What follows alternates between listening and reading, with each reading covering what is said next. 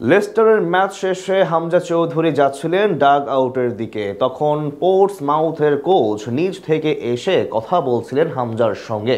যেই দৃশ্য এখন আলোচনা সৃষ্টি করেছে সব মহলে। অনেকের মনে প্রশ্ন, তাহলে কি এই ভদ্রলোকই হতে চলেছে বাংলাদেশের আগামীর কোচ, যার সম্ভাবনাও আছে প্রবল? আর সেই বিষয়ে হয়তো আলোচনা করেছেন হামজার সঙ্গে। এই নিয়ে আলোচনাচ্ছেন শ্রাবণ অনেক।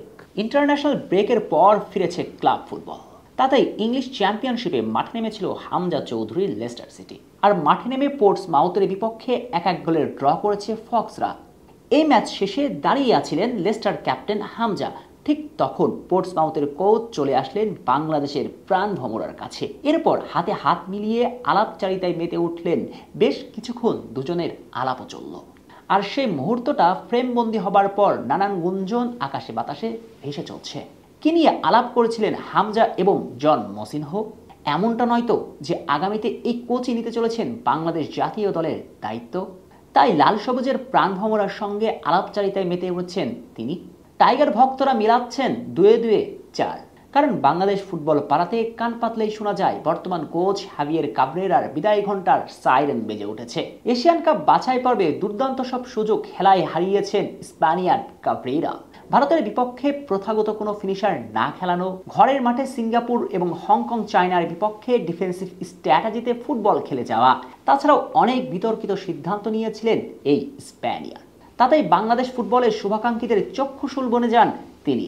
অনেকে এমনটাও দাবি করছেন কাবরেরার জন্যই বাংলাদেশ এশিয়ান কাপের মূল পর্বে খেলার স্বপ্ন জলাঞ্জলি দিতে হয়েছে। তাই বাংলাদেশ ফুটবলে একটা হাই প্রোফাইল কোচ আসলেই দৃশ্যপট বদলিয়ে যাওয়া সম্ভব। টাইগার ভক্তরা যখন জানাচ্ছেন এমন আর্জি, তখনই 1986 সালে জন্ম নেওয়া 38 বছর বয়সী ইংলিশ ভদ্রলোকের হামজার সঙ্গে এমন আলাপ আলোচনার খোরাক। কাবরেরাকে সরিয়ে তবে কি তিনিই নিচ্ছেন বাংলাদেশের ডাগ আউটের দায়িত্ব? প্রশ্নের উত্তর জানা নেই।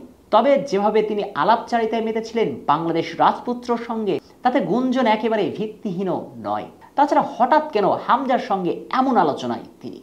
যদিও বাফুফে বা অন্য কোথাও অফিসিয়ালি কোনো স্টেটমেন্ট পাওয়া যায়নি, তবে হামজা সমিতরা ডিজার্ভ করেন কিন্তু এমন হাই প্রোফাইল একজন কোচ। কেননা জন মসিনহোর কোচিং ক্যারিয়ারের সূচনা অক্সফোর্ড ইউনাইটেডে। সেখানে 2017 সাল থেকে 23 পর্যন্ত ছিলেন দায়িত্বে। এরপর দায়িত্ব নেন চ্যাম্পিয়নশিপের ক্লাবটির। সেখানে তার নেতৃত্বে দুর্দান্ত করছে পোর্টসমাউথ। এভারেজ মানের একটা দলকে নিয়ে ফেভারিটদের বিপক্ষে চোখ রাঙানি দিচ্ছেন। শেষ মৌসুমে তার কোচিং জাদুতে ইংলিশ চ্যাম্পিয়নশিপে পোর্টসমাউথের অবস্থান ছিল টেবিলের 16 নম্বরে। এই মৌসুমে 10ম রাউন্ড শেষে দলকে রেখেছেন 14তম নম্বরে। এই সংখ্যাগুলোই বলে দেয় তার কোচিং সামর্থ্য। এছাড়াও খেলোয়াড়ি জীবনটাও আরও রঙিন। পেশাদার ক্যারিয়ারে তিনি ছিলেন একজন সেন্টার ব্যাক। অর্থাৎ সব মিলিয়ে অভিজ্ঞতায় টাইটম্বুর, আর এমন একজনকেই তো বাংলাদেশের দরকার।